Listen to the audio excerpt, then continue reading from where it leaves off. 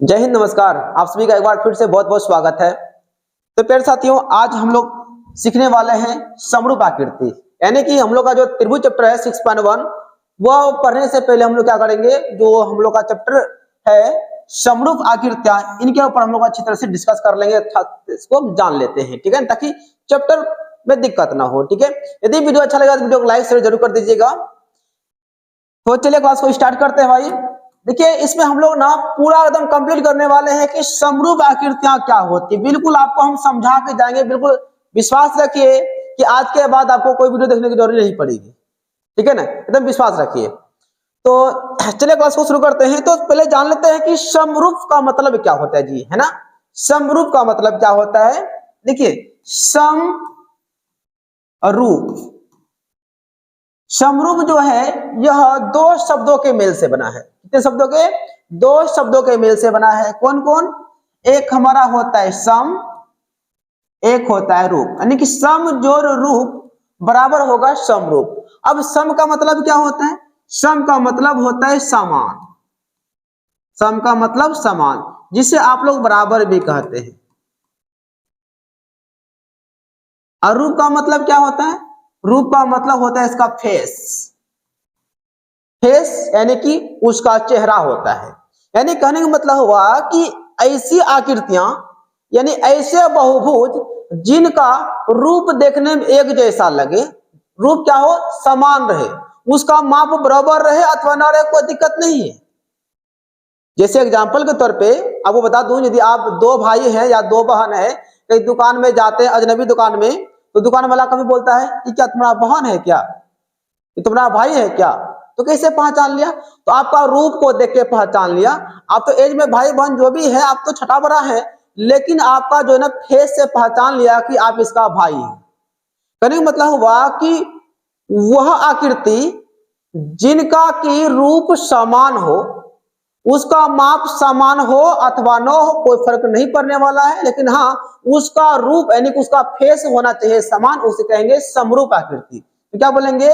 वैसी आकृतियां जिनके रूप समान हो, जिनके रूप क्या हो, समान हो, माप समान हो अथवा न हो, उसे कहेंगे समरूप आकृति।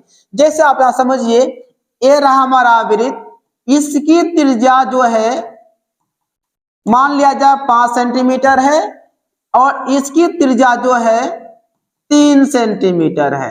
आप देख सकते हैं इसकी त्रिज्या जो है 5 है, इसका कितना है, 3 है। दोनों का माप अलग अलग है, लेकिन देखिए थोड़ा ध्यान से, इसका रूप सेम जैसा है कि नहीं?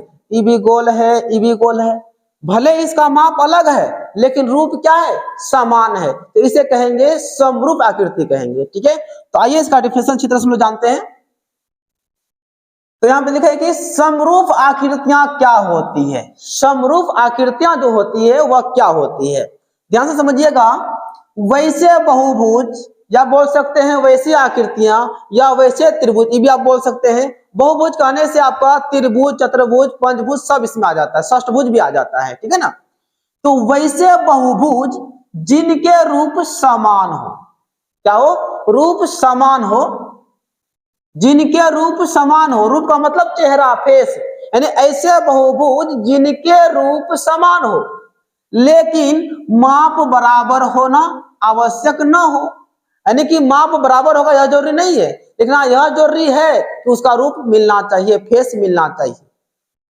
यानी कि ऐसे बहुभुज जिनके रूप समान हो, माप समान हो अथवा न हो, छोटा बड़ा भी रहेगा चलेगा, लेकिन रूप होना चाहिए समान, तो ऐसी आकृति को हम लोग क्या कहेंगे, समरूप आकृति कहेंगे। ठीक है ना, तो उसे क्या कहेंगे, समरूप आकृति करते हैं।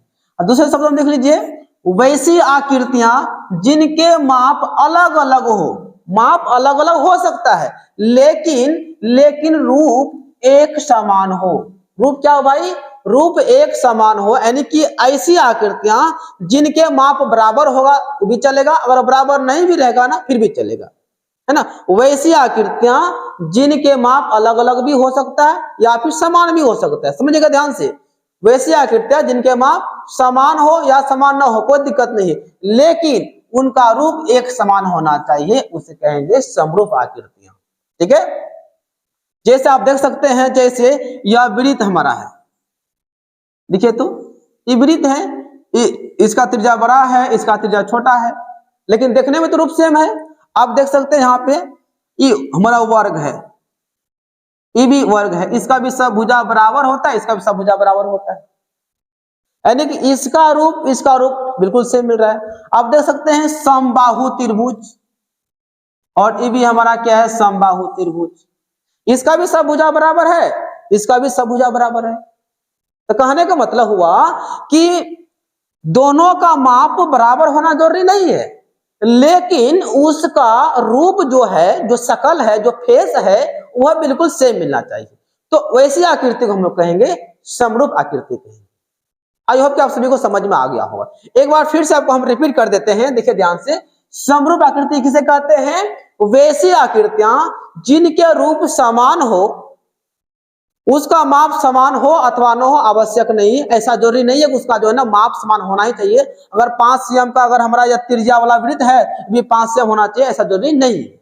यानी कि वैसी आकृतियां जिनका की माप क्या हो, अलग अलग हो, लेकिन रूप एक जैसा हो, उसे कहेंगे समरूप आकृति कहेंगे। क्या कहेंगे? समरूप। देखिए ना, समरूप, यानी कि रूप होना चाहिए समरूप, मतलब रूप सम होना चाहिए, यानी रूप समान होना चाहिए। माप समान हो अथवा ना हो कोई दिक्कत नहीं, समान रहेगा तो और अच्छे बात है, अगर समान नहीं रहेगा तो भी तो अच्छे बात है, लेकिन रूप समान होना चाहिए भाई, रूप समान होना चाहिए। चलिए इसे देख लीजिए आप, जैसे सभी वृत्त समरूप होते हैं। आप देख लीजिए यह वृत्त हमारा है, सभी भिन्न भिन्न त्रिज्या वाले जो वृत्त होते हैं वो समरूप होते हैं, ठीक है। उसके बाद सभी वर्ग समरूप होते हैं। आप देख लीजिए ये वर्ग, चलिए हम वर्ग बना देते हैं आपको। ये जो वर्ग है ना भाई, ये वर्ग क्या है, हमारा समरूप है। अगर इसका भुजा 5 है तो इसका कितना होगा? 4 होगा। इसका त्रिज्या अगर 3 है तो इसका त्रिज्या कितना होगा? 2 ही होगा, छोटा ही होगा। लेकिन देखिए इसका माप जो है, माप समझ रहे ना, मतलब उसका माप जो है वह बराबर नहीं है, लेकिन इसका रूप तो बराबर है, तो उसे कहेंगे समरूप आकृति। जिसका कि रूप समान हो और माप कुछ रहे, उससे कोई मतलब नहीं, चाहे वो बराबर रहे अथवा बराबर न रहे। बराबर रहेगा तो फिर भी ठीक है बात, अगर बराबर नहीं रहेगा तो ठीक है बात, लेकिन हाँ रूप होना चाहिए समान। सभी समबाहु त्रिभुज, त्रिभुज क्या होते हैं? समरूप होते हैं। आप देख लीजिए ये समबाहु त्रिभुज, समबाहु का मतलब होता है कि वैसे त्रिभुज जिनका सब भुजा बराबर हो, उसे कहेंगे समबाहु त्रिभुज। और इसका भुजा 5 है, ये 5 है, ये कितना होगा? 2 होगा। तो इसका भी सब भुजा बराबर है, इसका भी सब भुजा क्या है? बराबर है। यानी कहने का मतलब दोनों नेचर में क्या है? सेम है, दोनों का रूप क्या है? सेम है, तो उससे कहेंगे समरूप आकृति कहेंगे। आई होप कि आप सभी को पूरा समझ में आ गया होगा कि समरूप आकृति क्या होती है, ठीक है ना। यदि समझ में ना आया हो तो एक बार आप लोग कमेंट कीजिएगा, सर जी एक बार फिर से इसको समझाइए, तो अगला वीडियो आपको लेकर आएंगे। लेकिन हाँ ईमानदारी से कमेंट कीजिएगा, समझ में आपको आया कि नहीं आया, ईमानदारी से, झूठ मत बोलिए भैया। चलिए अब दो त्रिभुज समरूप कैसे होते हैं, किन किन कंडीशन में होते हैं? कि दो त्रिभुज समरूप होते हैं यदि उनके संगत कोण बराबर हो। दो त्रिभुज समरूप होते हैं यदि उनके संगत कोण क्या हो? बराबर हो, और उनकी भुजाएं, संगत भुजाएं जो है ना एक ही अनुपात में हो, यानी कि एक ही अनुपात का मतलब समानुपाती हो, उसे क्या कहेंगे? समरूप कहेंगे। यानी कि दो त्रिभुज समरूप होते हैं यदि उनके संगत कोण बराबर हो और संगत भुजाएं एक ही अनुपात में हो। जैसे कि आप देखिए त्रिभुज ए बी सी, त्रिभुज पी क्यू आर, दोनों समरूप है। ये समरूप का सिंबल है, इस समरूप है, यानी कि बोलेंगे क्या? त्रिभुज ए बी सी समरूप है त्रिभुज पी क्यू आर। अब कितना विद्यार्थी को ना यहाँ पे दिक्कत होता है, सर जी समरूप भुजा कैसे निकालेंगे, समरूप कोण कैसे होगा? तो आज के बाद आप जिंदगी में कभी मत भूलेगा कि समरूप क्या कैसे निकालना है, भुजा या फिर कोण। क्या देखिए, अब देखिए ध्यान से, अब यहां से फिगर से आपको अगर दिक्कत हो रहा है समझने में तो यहां समझिएगा, हमारा त्रिभुज ए बी सी, ई वाला त्रिभुज और इसके क्या है? समरूप है। ध्यान दीजिएगा, इसका कोण ए जो है, कोण ए जो पहला कोण जो है, इसका कोण पी के होगा बराबर, है ना, संगत कोण हो गया बराबर ना, तो ए का संगत क्या होगा? कोण पी होगा। अब बताइए तो कोण बी का संगत कौन होगा भाई मेरे? कोण बी का संगत तो कोण क्या हो जाएगा? कोण क्यू होगा। अब बताइए कौन सी का संगत? कौन सी का संगत ना गुरुजी कोण आर हो जाएगा। क्या आगे समझ में ना? अब बात करते हैं भुजा का। अब संगत भुजा कैसे बराबर होता है? याद देखिए, सॉरी समानुपाती होता है, समानुपाती, संगत भुजाएं समानुपाती होती है, यानी ए बी का संगत हो जाएगा पी क्यू, तो बोलेंगे क्या, ए बी अनुपात पी क्यू। अब देखिए यहां से बी सी का हो जाएगा पी क्यू, तो बी सी का संगत भुजा जो हो जाएगा वह क्यू आर हो जाएगा। अब अगला क्या हो जाएगा, यहां से ए से सी का संगत हो जाएगा पी से आर, हो जाएगा ए सी अनुपात हो जाएगा पी आर हो जाएगा। इसको कहते हैं संगत कोण, इसको कहते हैं संगत भुजा।